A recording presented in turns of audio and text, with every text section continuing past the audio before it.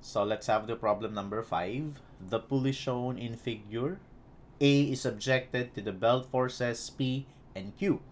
Using rectangular components, determine the magnitude and direction of the resultants. Okay, so actually pwede naman itong isolve using the triangle and parallelogram method. Pero proceed tayo sa rectangular, no? So, ito pwede itong gawin ng physics. Okay, so ginagawa natin summation forces X, summation forces Y, tapos kukunin natin yung resultants. That's okay, that's right, no?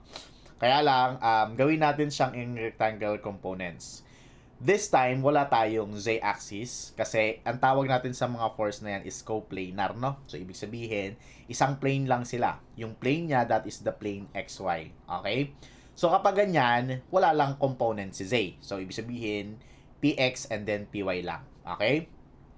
So, gawin natin, I will make it on the two forces na gagawin nating rectangular components. Okay? Unahin natin si P. Okay? So, for force P. Okay? So, yung Px ko, simply that is equal to P and then cosine of 30 degrees, no? So, we will be having here as 120 cosine of 30. Okay? So, ang Px ko is positive kasi, okay, kung i-component natin to, okay, para siyang nakaganon. Okay? So, parallel doon, and then you will be having here your Py. Okay? While, yung ating Q, so dahil pa ganun siya, okay, so pag ganito naman, so ito yung magiging Qx ko, and then ito yung magiging Qy. Okay?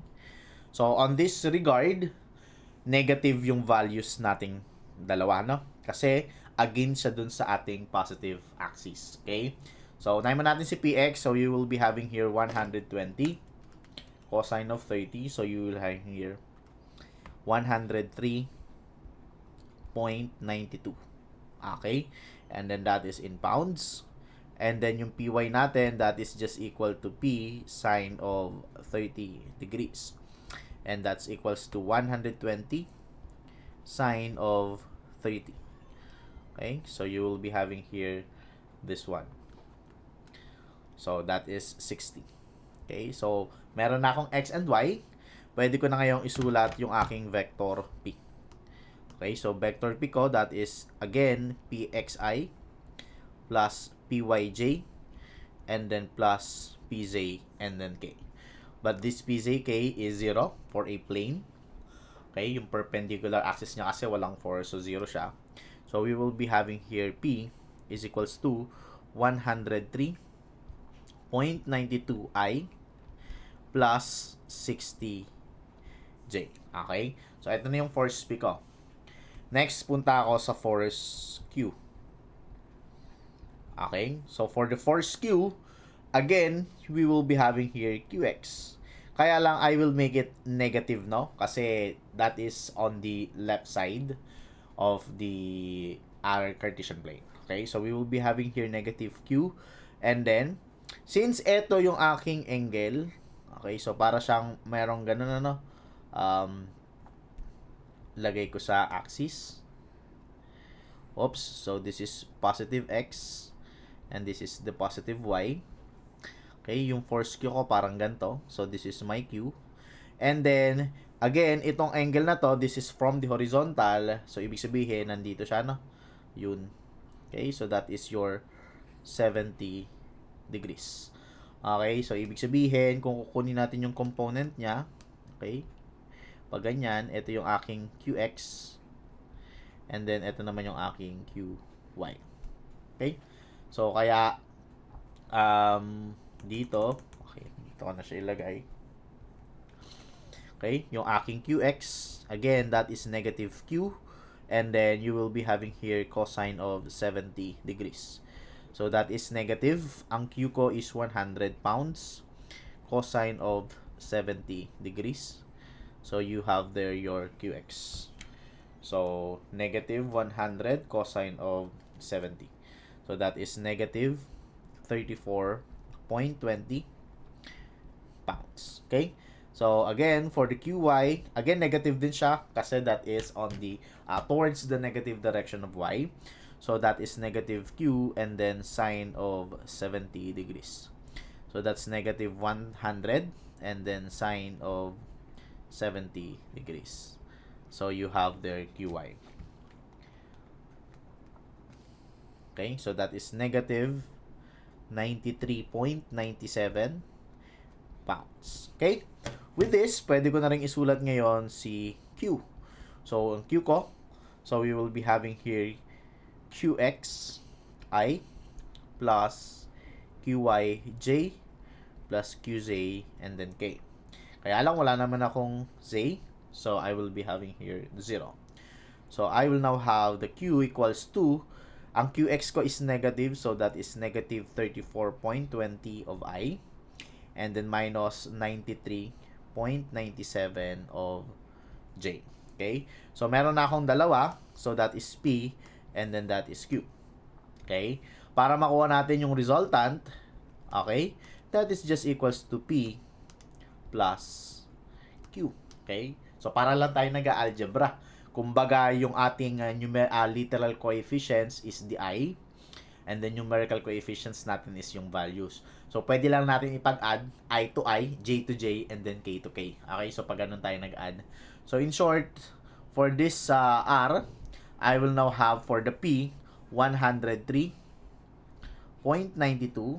and then i-add ko yung Q. Kaya lang yung Q ko is negative, so minus 34.20, and this is your I.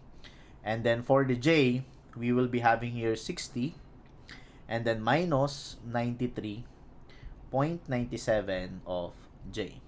Okay, so this is now the resultant. So for the I, 103.92 minus 34.2. So you have 69.72 of I, and then plus 60 minus 93.97. Oops, nag-negative. So, I will be having here negative 33.97 of J. Okay? So, this is now the direction, no? Actually, ito na yung ating pinaka-resultant. Andiyan na yung magnitude and direction, actually, no? So, kaya nga may I and J, eh. Ngayon, pero kung kukunin natin yung pinaka-magnitude, okay, so, yung scalar niya, so that's equal to the square root of, so, Rx squared plus Ry squared plus Rz squared. Kaya lang, wala naman tayong Rz, so that would become equal to 0. So, we will be having here 69.72 squared, and then plus, we will be having negative 33.97 squared. So, yan, kahit hindi mo nalagyan ng negative kasi any numbers naman, raised to 2, it would be positive. So, this is now the magnitude. So, 69.72 squared, 33.97 squared. So, you have here 52.27 pounds. So, this is now the magnitude of the force R. And, of course, for the ating directions, so, drawing natin yung Cartesian plane. So, you have here the X, and then you have here the Y. Okay? So, yung X natin is positive. Ito yung ating X. Okay? So, you will be having here Rx, and that's 69.72. Okay? And then, meron din ako ditong Ry kasi pababa siya, negative. So, you have here 33.97. Okay? So, again, pwede natin siyang ikulong. So, sabi ko nga, ikulong natin siya sa isang box. This time, this is rectangle. And then, yung diagonal niya, iyon naman yung ating magiging pinaka-resultant. Okay? Ay, wala akong ruler. Okay. So, that is your R, which is equal to 52.27. Okay? So, kung kunin natin is from the horizontal, okay, pwedeng ito indicate mo, no? So, you will be having here your theta. So, theta, it's just equal to, pwede nating cosine, right? Ikaw na bahala. Basta, pwede yung tangent, pwedeng cosine, pwedeng sine. Okay? So, cosine na lang. Cosine negative 1, 69.72 all over 52.27. So, you will be having here your theta x. Okay, I will be having here theta x, no? Kasi nakadikit siya sa x-axis. So, you will be having here arc cosine 69.72 all over 52.27. Okay, so you will be having here ang R natin is arc cosine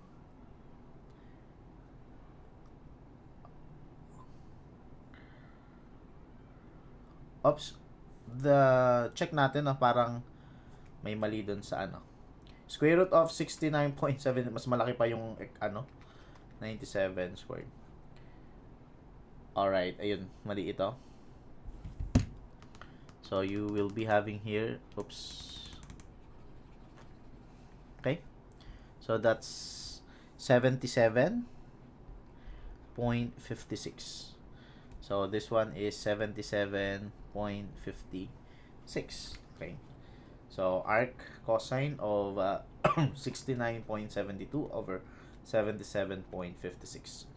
So, you will be having here 25.98 degrees. Okay. So, pakipalitan to.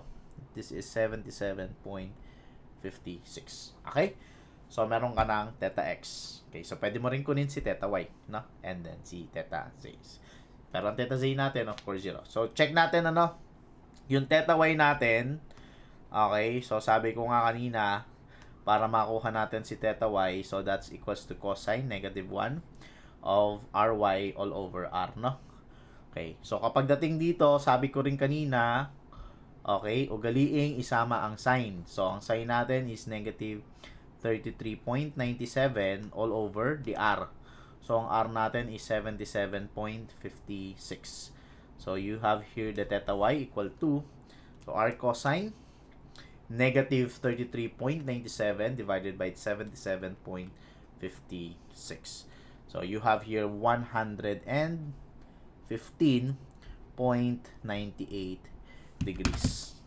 Okay, so ito. So, nasan yung 180 na yon? So, that is, again, sabi ko rin kanina, it should be from the positive, okay, axis. So, magmumula ka dapat dito. Hindi pa gano'n na, kasi kapag pa gano'n, maglalagpas ng 180 degrees. So, dapat kasi yung ating directional cosines, it should always be less than or equal to 180 degrees. So, ito yon, mula doon hanggang doon. Ito yung tinutukoy niyang theta y. Okay? So, kitang-kita naman na nag-obtuse siya, no? Okay, so that's 115. Again, yung ating directional cosine, theta x, theta y, and theta z, it should come from the positive axis and it should be less than or equal to 180 degrees. Kapag positive yung component, acute siya. Kapag nag-negative yung component, obtuse siya. So, that is between 90 to 180. Okay? So, that's it for this problem number 5. Okay.